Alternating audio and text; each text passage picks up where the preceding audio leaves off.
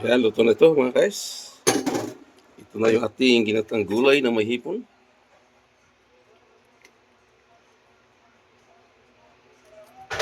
So, ayan na.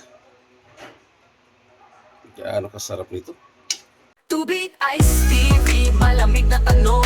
Hatak ng mga tropa sa kanto dumarong.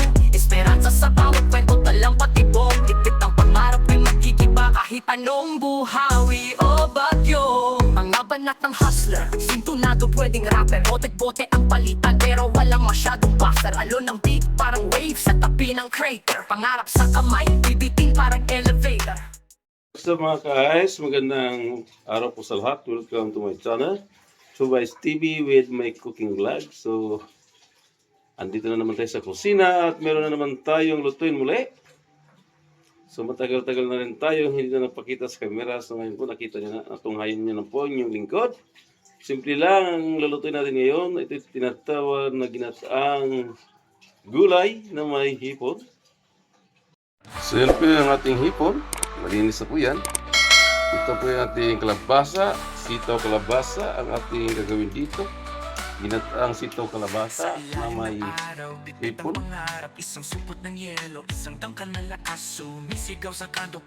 So ito na yung ating kalabasa. So hiwawain natin ng manipis. Dahil ginataang kalabasa, ginataang gulay na may hipon yung ating lulutuin ngayon. Kaya napakasimple yung ulam natin sa tanghalian. Sa mahal na bilihin ngayon. So magtugat-tugat lang po tayo sa ganitong ulam, pero ito naman ay napaka-the best at vitamina sa ating katawan. Kasi nga lang, ang gulay ngayon napakamahal na. Simula na nagtaas ang gasolina, lahat halos ang bilihin ay nagmahal na. Para lang ang buhay ng buwan. Ito ang sistema. Natin sana po ay pumupuan na po ang atensyon or atensyon sa gitnang silangan para naman tayo ay makabili na masarap na uulamin. Ayan, nakaprepare na po yung ating mga gulay at itong hipon at itong kukumama fresh gata yung ating gagamitin at itong patis, itong pamintang durog at itong luya, bawang at sibuyas. Yan, first step po tayo sa pagluluto ng ating ginatang gulay.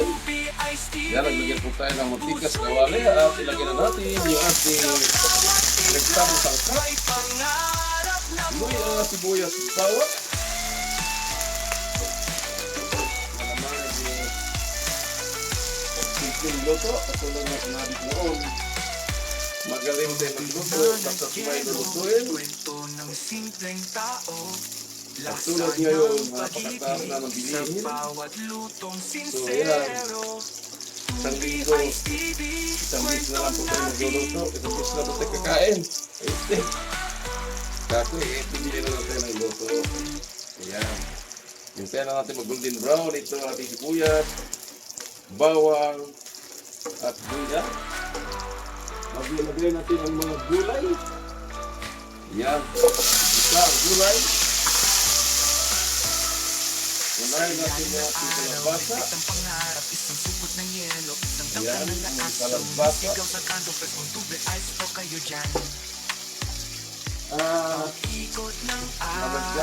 Lagay tayo ng pamintang durog. Ayan,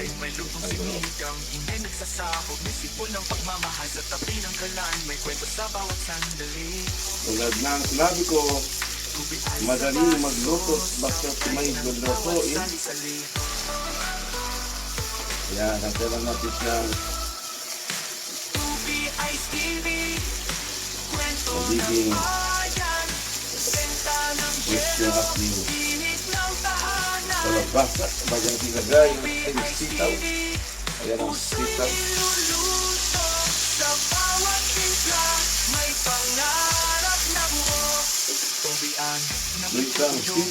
Ginisang kalabasa o ginataan ng gulay na may hipon ng ating inyong patuloy.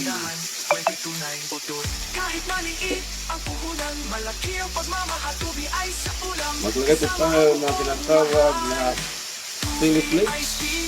Ayan, pampalasa sa ating Ginataang kalabasa. Init ng tahanan.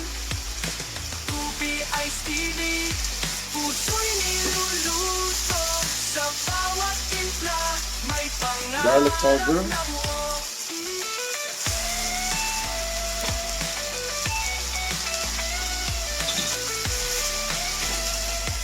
White pepper brown. Tubig na nagyelo, kwento ng simpleng tao. Lasa ng pag-ibig sa bawat lutong sincero.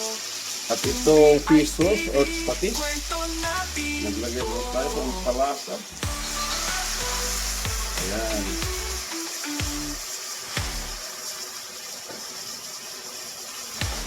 So ayan. Nilagyan na po natin lahat ng pampalasa. Ayan na yung ating gulay.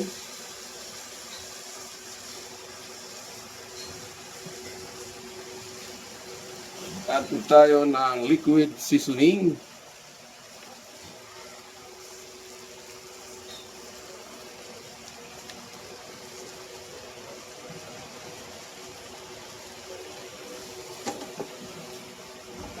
So ayan, isunod po natin yung ating shrimp.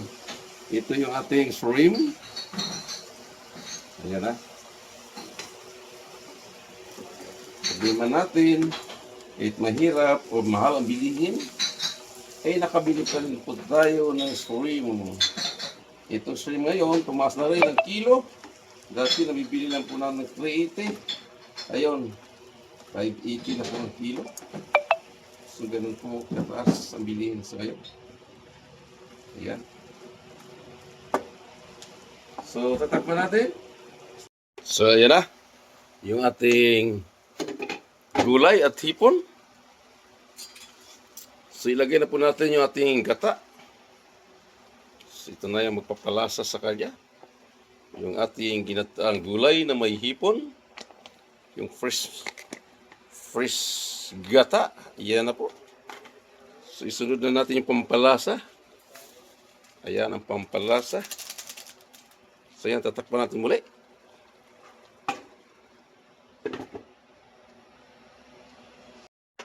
So, ayan, ito na yung mga guys, yung ating menu for today. Ginataang gulay na may hipon. Ayan na. Kung gaano kasarap nito.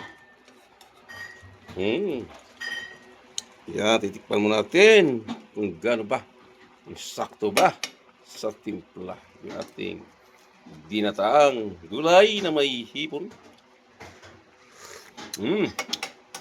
Yummy. Yan ang sunod dito. Kaya sunod sila po ay kainan na. Good na po ito mga guys. Ayan.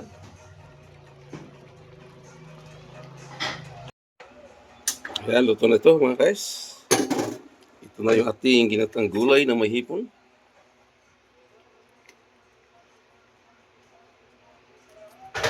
So, ayan na. Gaano kasarap nito. Yung coke dito. Ayan na. So, yan ang kasunod dito. Kain na tayo mga guys. Ayan na. Ating ginataang hipon or ginataang gulay na may hipon.